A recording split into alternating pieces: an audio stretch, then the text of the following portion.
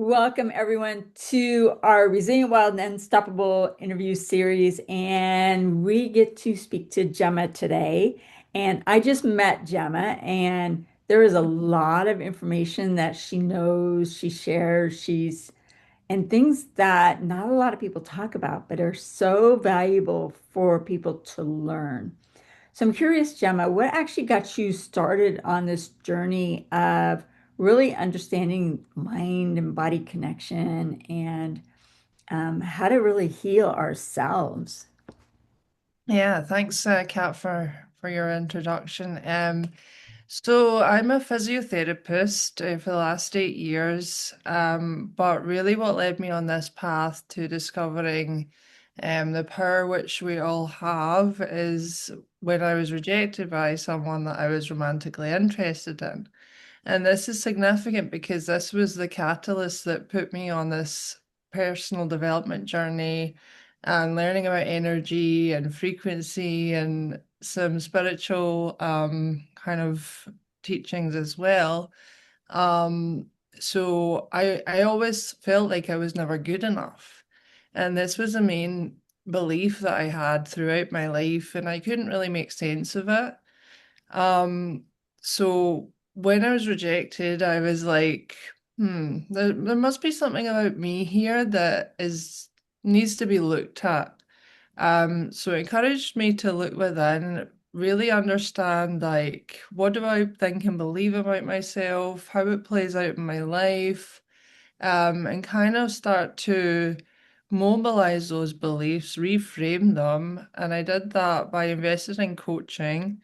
And also, I was introduced to Dr. Joe Dispenza's work. And so I started doing meditation, which helped me to gain a deeper sense of connection to myself, which Hmm. I really never had, to be honest. I never loved myself. I was never connected to myself. I didn't even know what that meant. Hmm.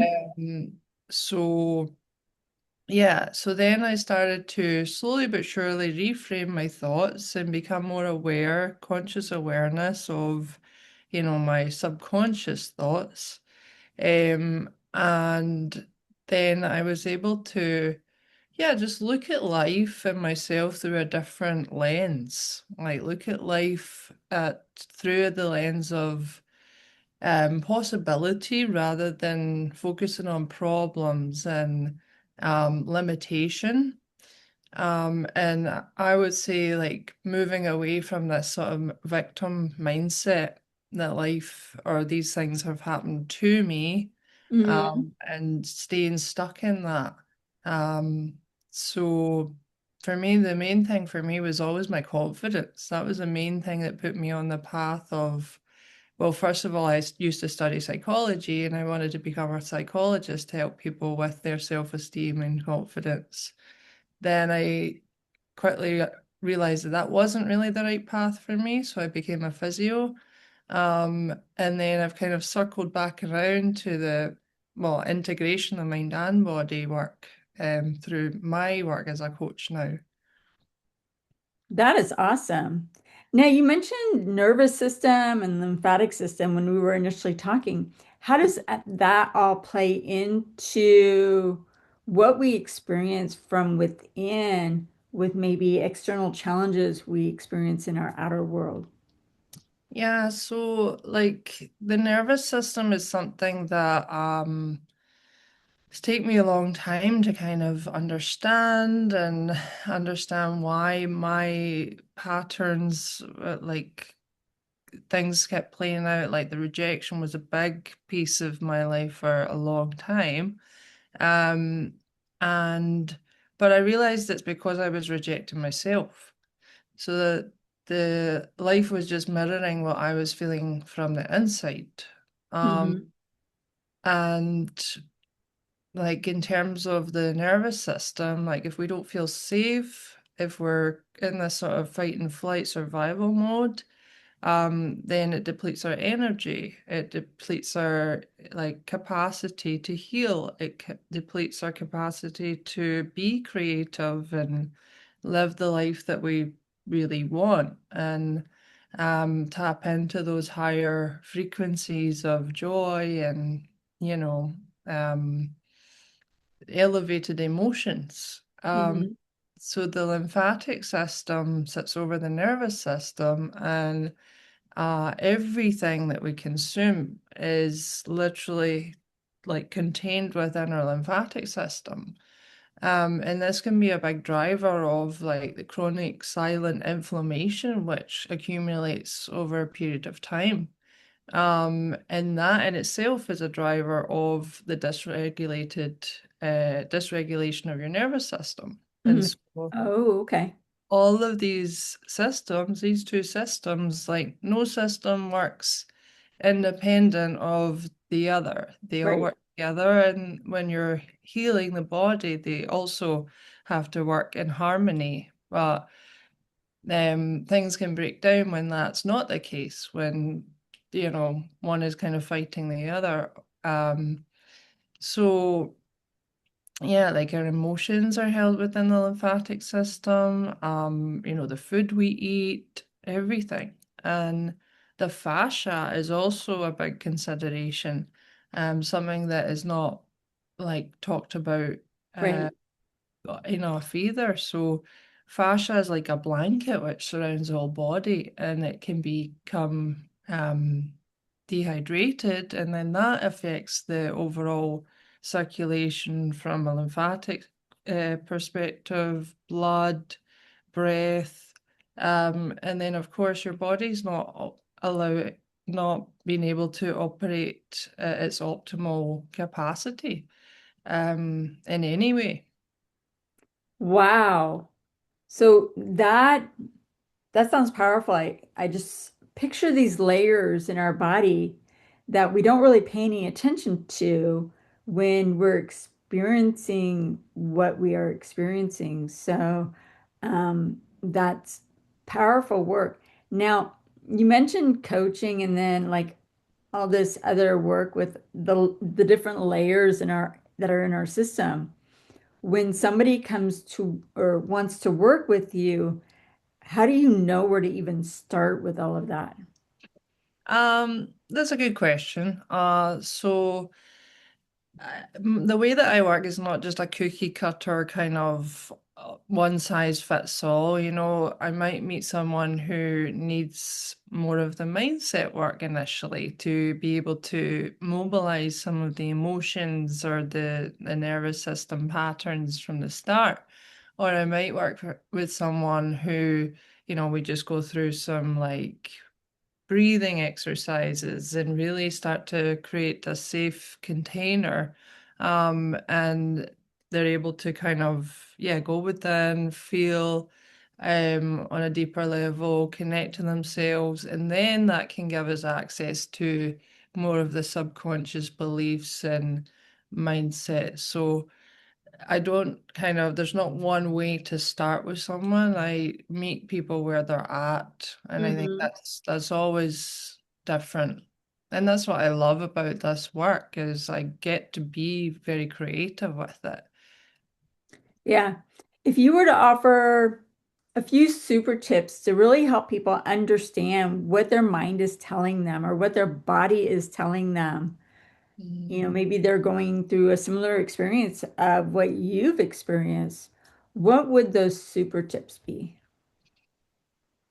Um, I mean, I think the number one is that a body which doesn't feel safe will not get better. So what I see mostly is that the people who have chronic pain issues or like perhaps an injury where they feel stuck, it's largely because, well, a number of things. I mean, obviously individuals, like it varies in each individual, but overall is that they've become so consumed by what happened to them that they've forgotten what is possible. Hmm.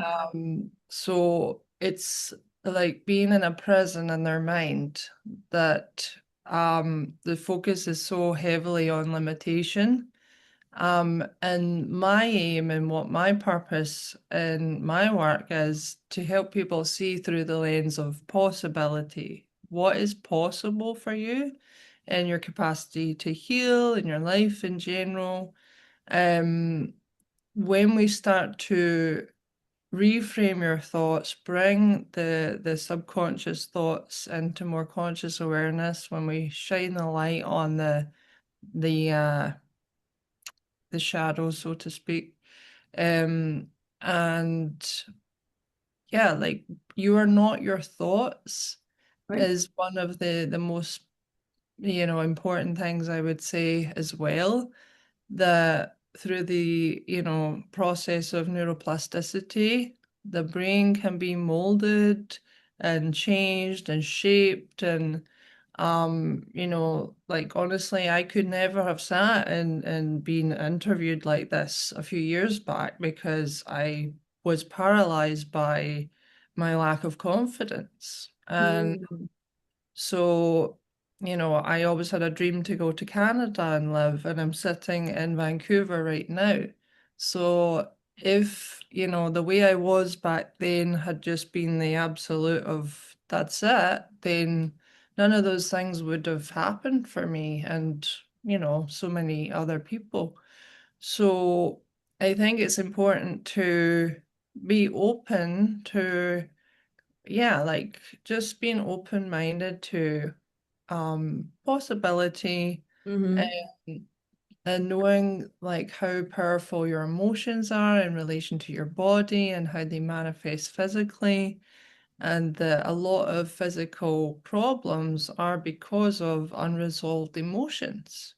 And more importantly, like a lack of safety, feeling disconnected to yourself, looking for the answers outside of you, um, self-rejection, um, and how we talk to ourselves on a daily basis is very, very important too, because the body will start to reflect the mind.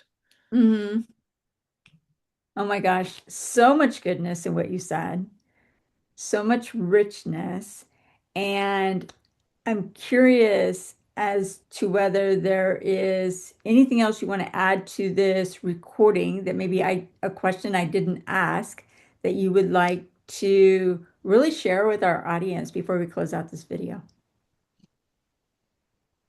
I think the main thing is that for me, healing is about um not to see, it's important not to see yourself as broken. I think there's so much of a narrative out there in the medical system and in general, and beliefs which maybe are projected from, yeah, like other practitioners or family members or friends or the media that, like this isn't going to happen for you, whether Mhm. that's healing your body or whatever it is in your life, and not to buy into that narrative, not to buy into that limitation is very important. And for me, healing is about remembering the truth of who you are underneath the pain and the emotional trauma or what's happened to you. Um, Mhm. you're not what happened to you is the message really that I feel is from my heart, because I see so many people feeling controlled by, physical pain and ailments and feeling stuck. And a lot of that suffering is coming from the beliefs that people have about themselves and the identity that's been built around what happened. Right. Um, and that's the thing, is that we do have the capacity to work through those things, but it's a choice. It's a conscious choice as well. So, for me, doing this work has been so outside of my comfort zone when I first started on this personal development journey. But I still have to kind of pinch myself to think that it's actually me that's talking here. It's actually me that And I think it's to remember that this person that I am now was always there. Hmm. It just had to be uncovered. Yeah, So, I think it's important to not base your potential on your current circumstances.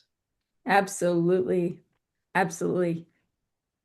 Great way to close out this interview with all that wisdom. So thank you so much.